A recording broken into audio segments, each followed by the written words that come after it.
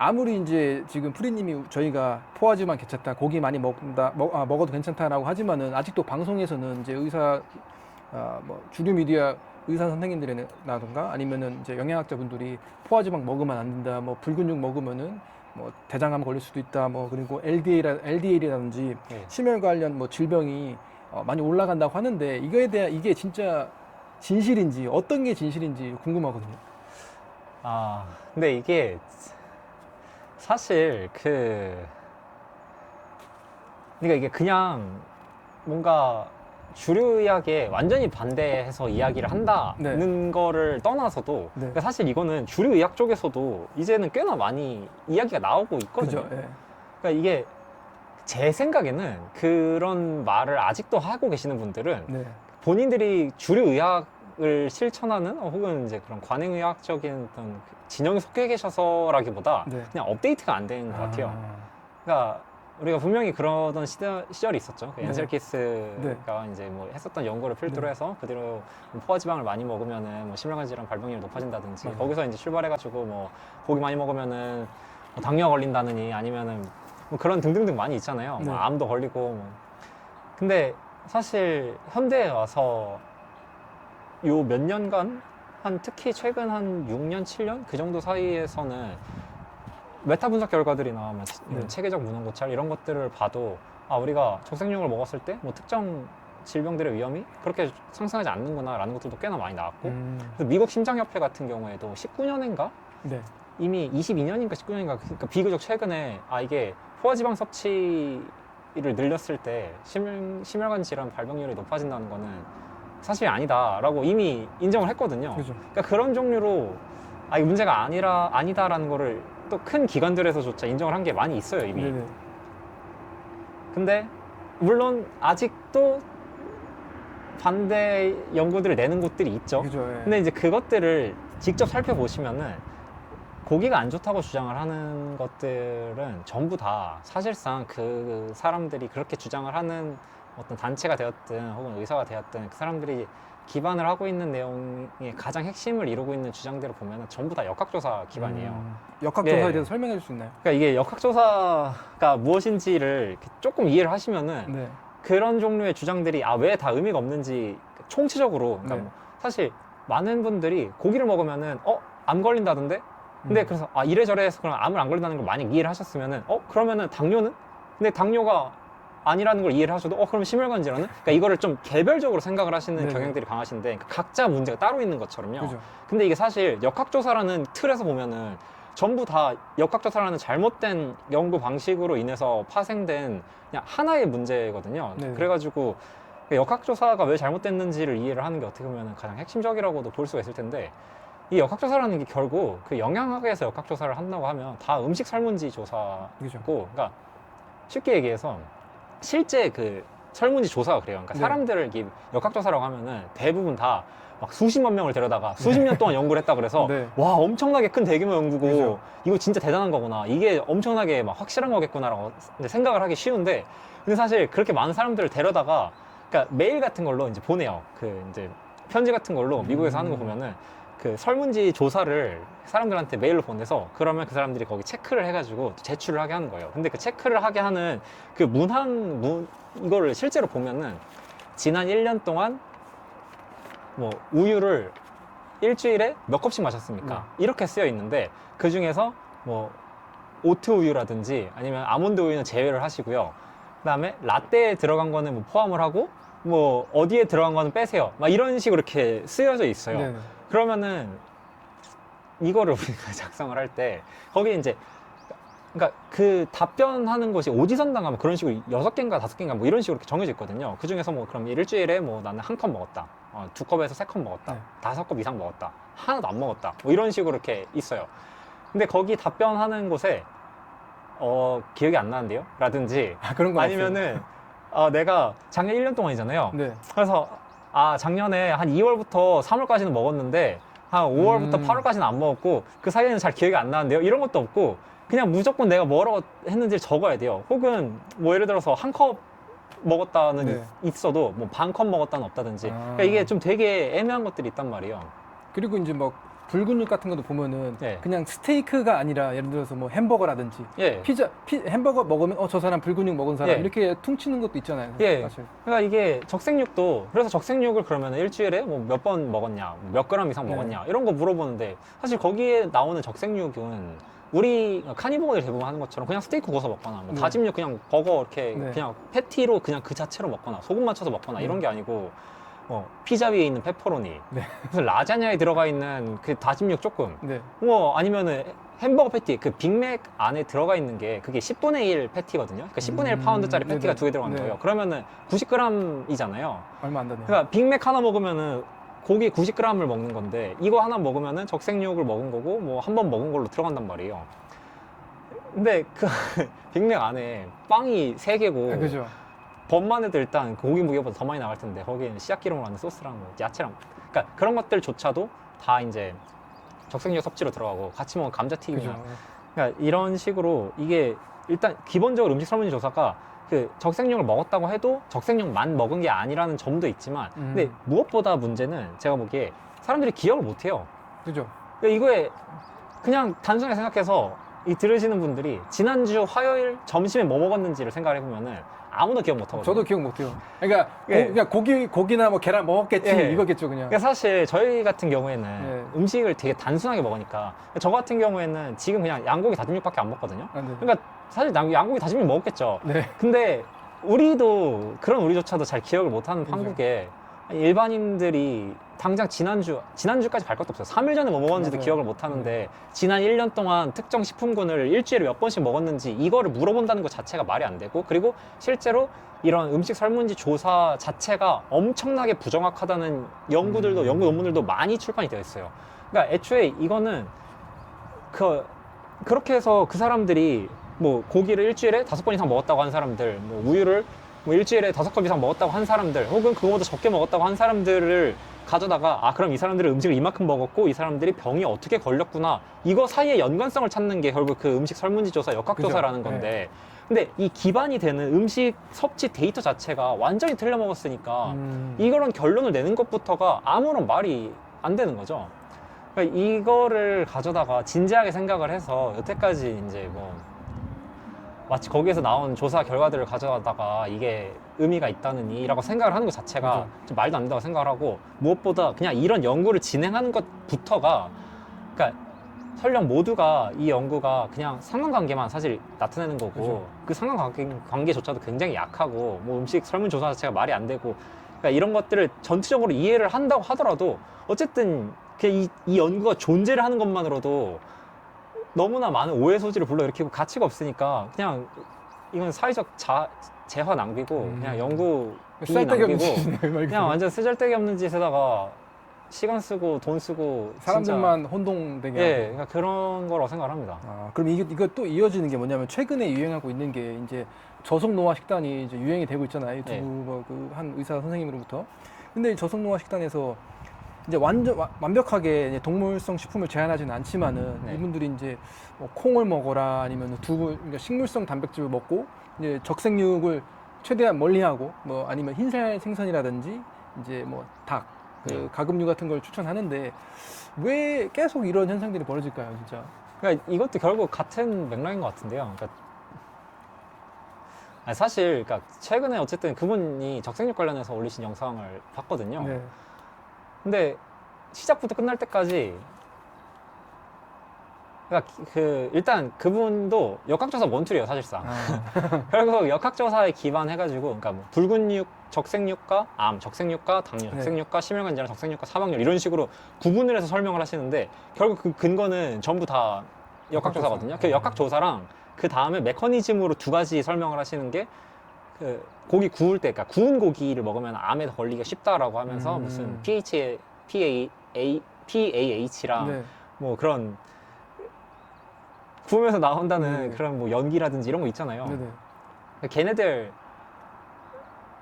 결국 걔네들이 바람을 일으킨다, 암을 일으킨다 그거랑 그다음에 이제 엠토류를 자극하기 때문에 그 고기 안에 들어가 있는 네. 아미노산들이 그래서 또 이제 또 암을 일으킬 수 있다. 요거 정도? 그다음에 뭐 환경 얘기하시는데 어쨌든 그러니까 이게 전부 다 좀 잘 모르겠어요. 그러니까 이게 어쨌든 역학조사에 기반해가지고 이야기하는 부분들은 뭐 방금 말씀드렸던 것처럼 일단 기본 베이스 자체가 완전히 틀림없고, 그러니까 네. 그거 실제로 그 연구를 뜯어 보시면은, 그러니까 그분은 마치 막 되게 큰 대규모 연구들에서 이런 것들을 반복적으로 나타내니까 뭐 우리는 사실상 확실하다고 볼 수 있다. 점점 힘이 실리게 되었다. 뭐 이런 네. 식으로 표현을 하시는데, 근데 아까 말씀드렸다시피 일단 그 근거 자체가 제대로 맞을 수가 없는데, 근데 이게 70년 동안 서구 사회에서는 특히나 고기가 안 좋다고 계속 이야기를 해왔잖아요. 그죠. 여태까지 수십 년 동안 고기 먹으면 안 된다고, 고기 먹으면 뭐 심혈관 질환 걸린다, 암 걸린다. 네. 근데 그 와중에 무시하고 고기 많이 먹었다고, 혹은 고기 많이 먹었다고 그 설문지에 고지고대로 쓰는 사람들은 고기만 많이 먹은 사람들일 리가 없잖아요. 그죠. 그러니까 그 사람들은 나는 뭐 뭐라고 하든, 이 사람들이 뭐 정부에서 뭐라고 하든, 혹은 똑똑한 사람들이 뭐라고 하든, 의사들이 뭐라고 하든 난 신경 담배도 안 쓴다. 피고 술도 마시고. 네, 담배 피지 말라고? 네. 나 그냥 필 건데? 술 네. 마시지 말라고? 그냥 마실 건데? 근데 네. 그것뿐만도 아니에요. 그런 연구들을 실제로 보면은 그 사람들은 안전벨트도 안 매고, 의사도 안 만나러 가고, 경제적인, 사회적인 지위도 떨어지고, 그냥 좀 여러 가지 다른 안 좋은 습관들을 같이 많이 가지고 있단 말이에요. 근데 그런 것들조차도 이게 제대로 통제가 될 수가 없는데, 견인 통제가 이게 절대로 될 수가 없거든요.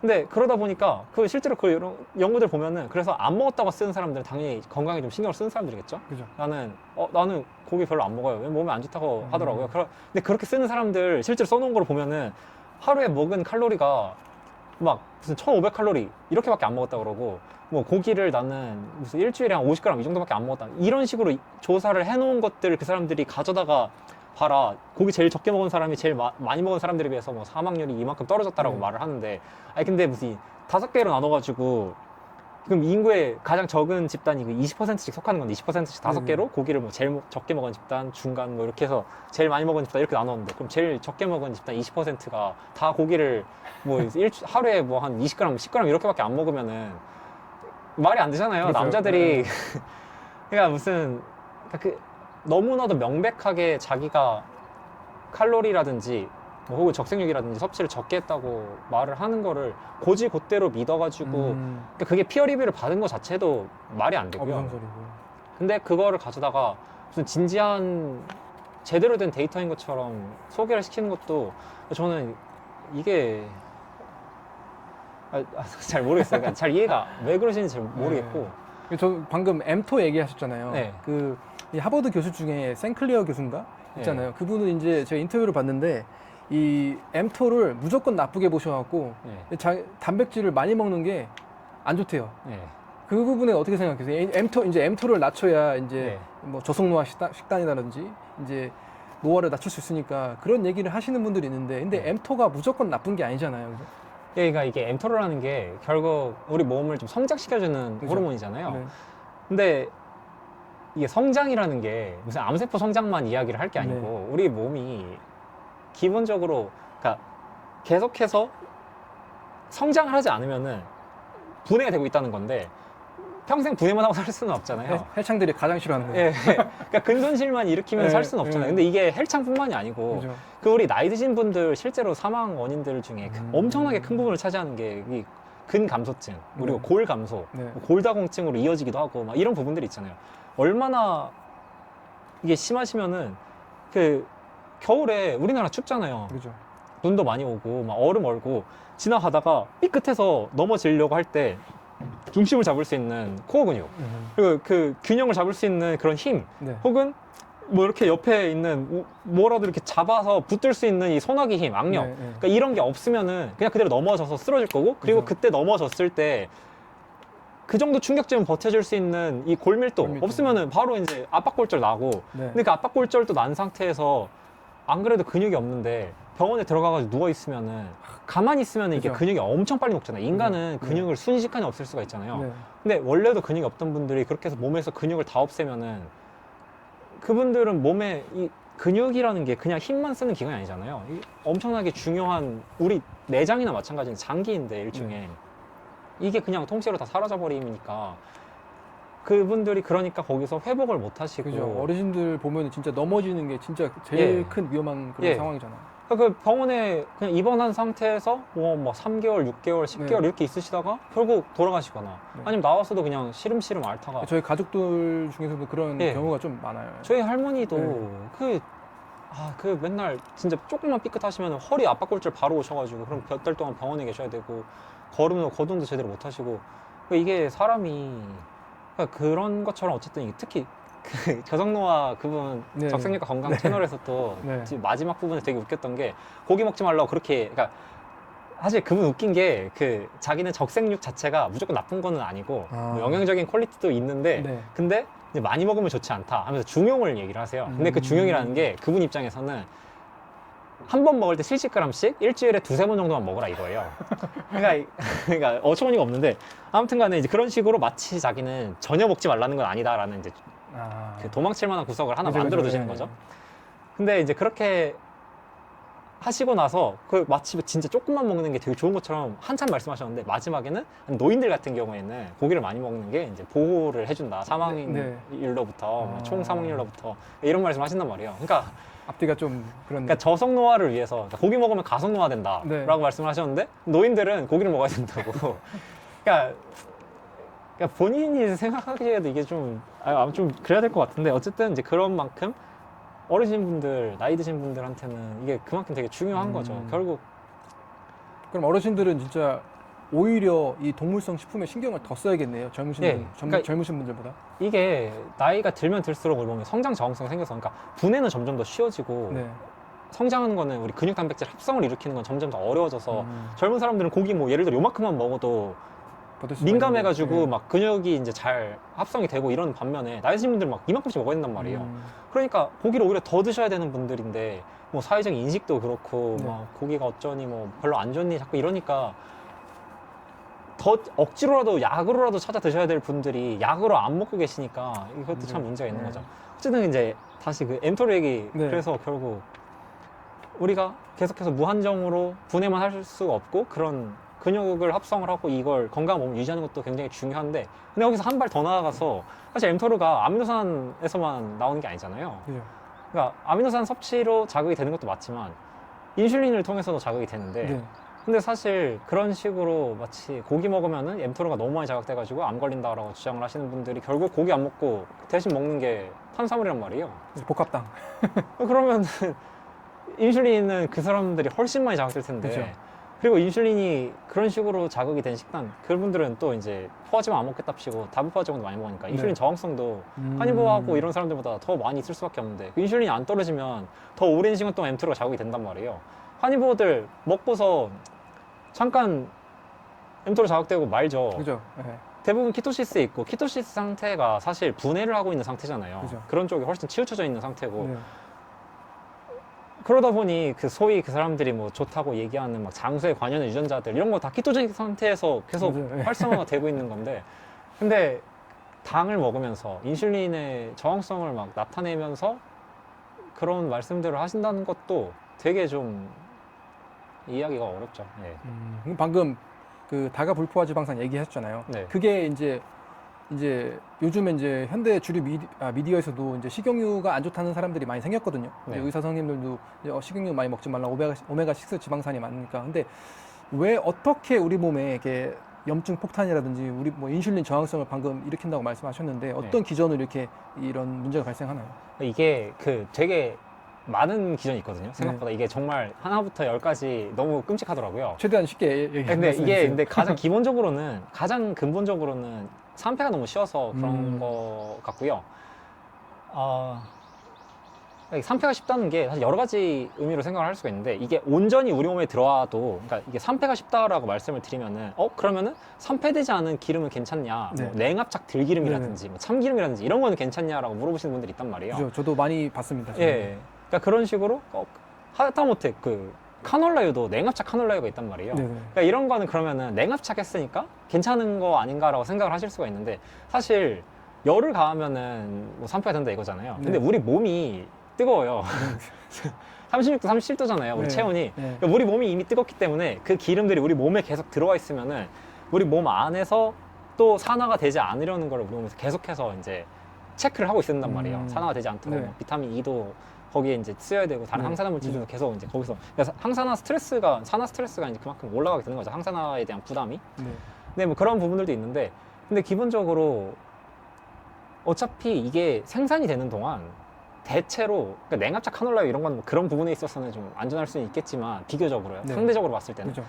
근데 생산되는 과정이 식용유들 보면은 다 오만 과정을 다 거쳐야 되거든요. 이게 그러니까 그냥 단순하게 생각해서 포도씨 우리 알잖아요. 네네. 많이 뭐 먹어보기도 했고 그 포도씨에서 기름을 짜가지고 이 병을 채우려면은 그죠. 얼마나 많은 포도씨가 필요하겠어요. 포도 먹어도 포도씨에서 기름이 안 느껴지거든요. 그러니까 그리고 그거 그냥 눌러서 짠다고 기름 나오는 것도 아니잖아요. 그죠. 그래서 걔네들을 짜려면 일단 기본적으로 고온에서 그 네. 핵산이라는 용매로 추출을 해야 된단 말이에요. 네. 근데 그런 식으로 해서 이제 기름을 짜고 나면은 이걸 그대로 먹을 수가 없는 게 그 용매 추출하다 보니까 이 기름만 나오는 게 아니고 그 안에 있는 뭐 왁스라든지 온갖 것들이 같이 빠져 나오면은 이제 그거를 또 이제 디거밍을 해야 되고 뭐 네. 왁스 제거도 해야 되고 그리고 냄새가 너무 안 좋아서 탈취도 해야 되고 음. 걔네 막 세척 증기로다 세척도 해야 되고 그죠. 온갖 그런 과정들을 다 거쳐야 된단 말이에요. 그러니까 이게 사실 카놀라유 만드는 과정들 유튜브에 올라와 있잖아요. 그죠. 그거 보면은 아 이거 사람이 먹을 게 아닌데 라는 생각이 바로 드는데 이제 그렇게 끔찍한 끈적끈적한 그 무언가를 화학 공정들을 거치고 또 거쳐서 마치 석유를 정제하듯이 맞아요. 그 석유 실제 그 원유를 보면은 막 끈적한 시커먼 무언가잖아요. 그죠. 근데 화력 그거 같은 거. 휘발유 보면은 되게 깔끔하고 깨끗하게 이렇게 나와 있잖아요. 네네. 그러니까 그거와 정제 과정이랑 크게 차이가 없거든요. 실제로 이제 오일 리파이너리 그런 큰 게 필요하고요. 그런 네네. 식용유들을 제조를 하려면은. 그러니까 그런 곳에서 마치 우리가 최종 이런 딱 품목만 보니까 우리가 막 마트 가가지고 보면은 되게 깔끔해 보이고 투명해 보이고 깨끗해 보이는 거를 살려면은 이미 걔는 그 과정들을 거치면서 이미 산패가 다 됐고 이미 그래서 이제 가게에 이제 진열된 애들은 예. 이미 산패가 된 애들이고. 그래서 카놀라유 같은 거 연구들 보면은 이미 열을 가하기 전에 생산되어가지고 그 병에 담겨져 있는 그거 자체가 열 가하면서 맛이 가가지고 뭐 트랜스 지방이 5% 이상 들어있다 뭐 이런 식으로 나오니까 아 그런 연구들이 있어요. 예. 이미 이제 시판되고 있는 예. 그런 거를 검사해 산화도를 검사. 열도 가하지 않았는데 이미 트랜스 지방이 5% 넘었다는 거예요. 그 생산하는 과정에서 네네. 이제 그러니까 그런 것들을 보면은 그러니까 열을 가하기 전부터 이미 나쁜 경우가 많고 그걸 또 집에 와가지고 열을 가하면은 당연히 안 좋고 특히나 이제 식당 가가지고 뭐 기름들이 오랜 시간 동안 열을 받고 있는 뭐 튀김집들 네. 진짜 최악이죠. 그죠. 그런 것들을 먹으면은 이제 결국 얘네들이 그 연약한 다가불포화 지방산이라는 게 결국 오메가6, 네. 오메가3 이런 단불포화 지방산이라고 오메가9, 뭐 리놀 네. 그런 올레산은 올레산. 우리 몸에 좋다는 이런 생각들도 많이 이렇게 사람들이 하시는데 근데 어쨌든 그것보다 한 번 더 꺾여 있는 그런 다가불포화 지방산들 굉장히 이제 불안정하다는 말씀을 여태 드린 거잖아요. 산화에 취약하다. 그죠. 근데 이게 산화가 되면은 그냥 산화되고 끝이 아니고 그 뒤로 이제 안 좋은 것들로 많이 변환이 되는데 뭐 아크롤레인이라든지 네네. 우리 담배 피면은 거기에서 이제 그죠. 발암물질 아크릴레인 이런 거 나오죠. 예, 그 아크롤레인이 너무 많이 들어있다 이거예요. 감자튀김 맥도날드 가서 감자튀김 하나 먹으면은 뭐 담배를 300개인가 피우는 거랑 똑같다고 하니까 그럼 차라리 그 감자튀김 먹느니 담배 하나 피는 게 낫겠네. 야 이제 뭐 물론 이제 담배에는 또 다른 것들도 많이 네, 들어있으니까 뭐 잘은 모르겠는데 네. 그러니까 1대1로 비교하기는 네, 좀 네. 애매한 면이 네, 있죠. 네. 근데 이게 그만큼 너무 안 좋아서 근데 예, 그러니까 그런 것들 먹고 하면은 결국 우리 미토콘드리아도 그렇고 그죠. 이제 다 좀 타격을 받는 거죠. 그리고 무엇보다 온전한 상태의 오메가6로 들어와도 우리가 에너지원으로 그걸 써서 태울 수가 없어요. 계속해서 남아있게 되는데 그러니까 몸에 계속 쌓이는 게 문제죠. 그런 얘기들 있잖아요. 이제 그 식용유 몸에 들어온 식용유가 이제 다 빠져나가려면 뭐 어떤 사람은 3년이라고 하고 어떤 사람은 막 7년이라고 하고 그런 그런 얘기들이 있거든요. 그러니까 이게 반감기라고 부르더라고요. 네. 그러니까 이게 우리가 에너지원으로서 팍팍 태워가지고 쓸 수가 없으니까 뭐 저탄수화물 식사를 하고 이런다고 해서 네. 그러니까 물론 지방이 계속 태워서 나가니까 총량 자체는 줄어들겠죠. 근데 이게 비율로 봤을 때 우리가 지방이라는 게 체지방에만 있고 그런 게 아니고 그냥 세포막 하나하나에도 다 그 지방산이랑 이런 것들로 이제 구성이 돼 있잖아요. 근데 걔네들의 그러니까 우리 뭐 세포막을 구성하는 지방산의 비율이 바뀌려면은 이게 반감기가 30개월 정도 된다고 하더라고요. 2년 반이니까 반에 반 주려면 5년 돼야 되고 진짜 건강해지는 길이 힘드네요. 그러니까 너무 오래 걸립니다. 그래서 이게 더더욱이 그러니까 치팅을 한다고 했을 때 한 번 먹고 끝이 아닌 거예요. 그러니까 옥사산 같은 거는 그죠, 그죠. 다크 초콜릿 같은 거 그냥 한번 먹고 그럼 피트산 왕창 먹고 옥사산 왕창 먹고 그걸로 끝이거든요. 그죠. 사실 옥사산 그렇게 짧게 많은 양을 먹은 거는 그냥 좀 짧게 빡세게 배출하고 끝이에요. 거의 대부분 그 정도인데 계속해서 내가 많이 먹지 않는 이상 그게 네. 뭐 오랜 시간에 걸쳐서 막 뼈에 결합을 하고 이런 일이 거의 일어나지 않는데 피트산도 한 번 먹으면은 아, 그 한 끼에 이제 미네랄 흡수 안 되고 거의 약간 그 정도 느낌인데 뭐 장기수나 이런 것들도 좀 있긴 하겠지만 사실 장기적인 의미에서 데미지는 크게 많지 않은데 막 치팅 한번 해야지 하고 가가지고 튀긴 치킨 한번 먹으면 내가 이거 한번 먹어서 섭취한 리놀레산들은 네. 몇 년이 지나야 이게 반으로 줄어들지. 네, 그러니까 그런 면에서 다른 것들보다도 식용유는 진짜 좀 특히나 치팅을 하더라도 차라리 뭐 설탕을 먹던지 이런 거는 네. 뭐 우리가 대사를 통해서 배출할 수 네. 있지만은 진짜 식용유만큼 피하는 게 진짜 좋겠네요. 아 이게 너무 안 좋은 것 같아요. 식용유는 이게 너무 흔하게 퍼져 있어서 다들 위험성을 그만큼 덜 느끼는데 그죠? 근데 그만큼 너무 그러니까 그런 것이 무색할 정도로 너무 이게 안 제일 좋은 것 문제가 이게 먹었다고 해서 즉각적인 반응이 오질 않으니까 그게 제일 큰 문제 같아요. 근데 이게 또 그러니까 정도에 따라서 조금 다른 네. 것 같긴 한데요. 진짜 좀 너무 심한 애들은 그러니까 네. 예를 들어서 뭐 광장시장에서 파는 전 같은 거라든지 엔진오일. 아니면은 피자도 그래요. 피자도 이제 도우에 아. 식용유 막 잔뜩 들어갔는데 네. 굉장히 고온에서 굽잖아요.